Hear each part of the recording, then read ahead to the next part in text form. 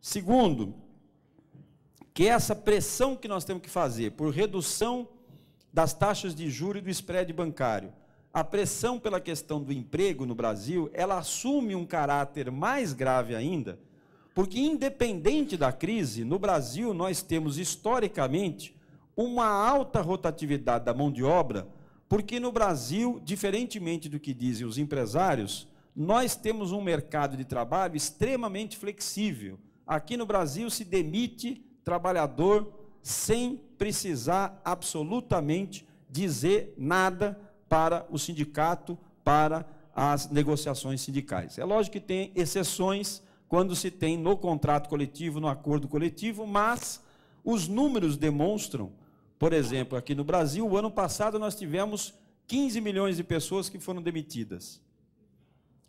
16 milhões e meio foram contratadas. O resultado, a diferença é muito positiva, 1,5 milhão de novos trabalhadores com carteira assinada, mas 15 milhões foram para a rua. E desses 15 milhões, 60% foram para a rua antes de completar um ano de casa, um ano de emprego. Com mais 23% aproximadamente, que tinham de 1 a 3 anos de empresa, nós temos que 83% dos trabalhadores que foram demitidos ou desligados em 2008 no Brasil não tinham 3 anos de emprego. Então, esta alta rotatividade é que leva a você ter situações como a que a gente vivencia no Brasil hoje, mesmo antes da crise. É lógico que, como disse aqui o Silvestre, no final do ano você tem a crise e uma dificuldade ainda maior. No entanto, os números demonstram isso, mas 15 milhões de pessoas foram desligadas. A pessoa começa a ganhar 900, 1.000, 1.100 reais, demite para contratar outro ganhando 500, 600, 700 reais. Portanto, a luta pela ratificação da Convenção 158 da OIT, a luta pelo estabelecimento de garantia de emprego e de regulamentação na legislação brasileira, que regulamente a chamada dispensa coletiva, que não existe no Brasil. Aqui você pode demitir 5, 10, 50, não tem ratificação da convenção. Ela foi denunciada no governo Fernando Henrique Cardoso, quando nós tínhamos antes a ratificação da Convenção 158. Terceiro, nós entendemos que várias das propostas que o governo está fazendo para o enfrentamento da crise estão indo na direção correta, porém, ainda são medidas insuficientes. O que nós queremos dizer com isso? Primeiro, que aqui no Brasil, é engraçado isso, mas todo mundo, quando fala da crise, só fala do governo Lula. Ou seja, parece que não tem governo Serra, não tem governo Ieda, não tem governo Aécio, não tem governadores de estado, que também têm um papel a cumprir, como tem os prefeitos, em relação ao enfrentamento da crise. Portanto, não basta apenas pressionar o governo federal, nós temos que pressionar o governo federal, os governos estaduais e os governos municipais, que também têm um papel importante no combate à crise e em medidas que gerem emprego, renda e que favoreçam o mercado interno para que a gente possa superar a crise. Eu estou dizendo isso porque é lógico que quando a gente vai no disputa com o governo federal, nós dizemos, bom, não basta apenas reduzir o IPI, como foi feito no final do ano, para os automóveis. Nós estamos dizendo, pode reduzir até o IPI, desde que seja temporário, desde que tenha a contrapartida que era a garantia de emprego. Portanto, quando nós criticamos o governo em dezembro, que ele não tenha feito isso, agora, no processo de renovação do IPI, se incluiu a questão da garantia de emprego. Porém, tem 2 elementos que nós temos que levar em conta. Ainda não existe contrapartida nos empréstimos dos bancos públicos, BNDES, Banco do Brasil, Caixa Econômica, não tem contrapartida ainda em vários subsídios que são dados pelos estados aos setores empresariais que estão em crise. Portanto, essa questão das contrapartidas e principalmente a garantia de emprego é fundamental na nossa luta. Segundo elemento, nós também temos que tomar cuidado com desoneração. Por que a gente defende só desonerações temporárias por um curto espaço de tempo e em determinados setores? Porque você tem um debate sobre o papel do Estado. Daqui a pouco desonera, você tem uma queda na arrecadação, e como é que fica aquilo que do outro lado para nós também é fundamental, que é o sistema de proteção social, investimento em saúde, investimento em educação, investimento em política pública, que garanta, inclusive, à superação da crise e pelo fortalecimento dessas políticas públicas. Então, esse equilíbrio ele é fundamental. Mas eu queria aproveitar, já? Pô, 5 minutos? Mas eu queria aproveitar para falar uma coisa que eu acho que é fundamental no debate que a gente está fazendo aqui, que temos que fazer aqui, porque nós temos uma plateia bastante representativa de um setor que tem muito a nos ajudar do ponto de vista de construir esses desafios que nós estamos falando, principalmente da necessidade de mudanças no sistema financeiro.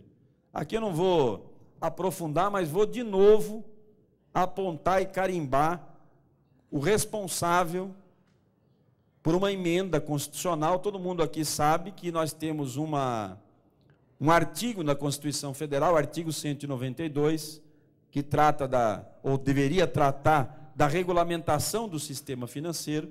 Foi aprovado na Constituição de 88, 21 anos depois ainda não foi regulamentado, mas em 94 nós já tivemos uma primeira mudança, implantou-se uma nova moeda que foi o real, mas implantou-se também um novo Conselho Monetário Nacional no Brasil, onde se reduziu a participação e a possível participação do Conselho Monetário de outros atores para reduzir para 3 atores, que são o ministro da Fazenda, o ministro do Planejamento e o presidente do Banco Central, que tomam as decisões da política macroeconômica. 3.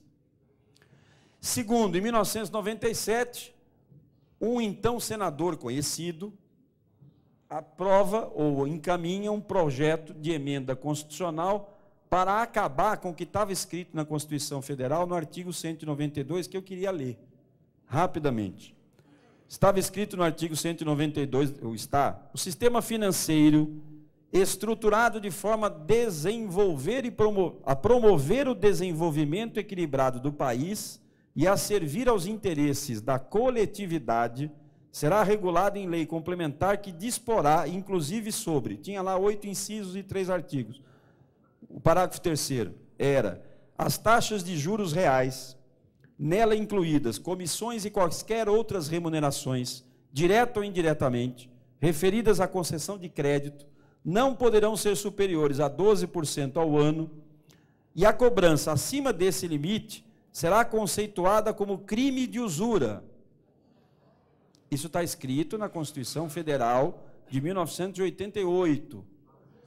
E um senador da República apresentou o projeto de emenda constitucional número 21, em 1997, que depois veio a ser aprovado como emenda constitucional 40, que vocês sabem aqui, em 2003, e o senador chamava-se José Serra, que acabou com todos esses incisos e apresentou a proposta de regulamentar o sistema financeiro fatiado, e não uma regulamentação como propunham os companheiros da Contraf, CNB, DNB, que tem um acúmulo de debate em relação a isso, principalmente no debate da democratização do crédito. Esse é um elemento fundamental e está na ordem do dia, esse debate, para a gente fazer essa disputa de um outro modelo de desenvolvimento.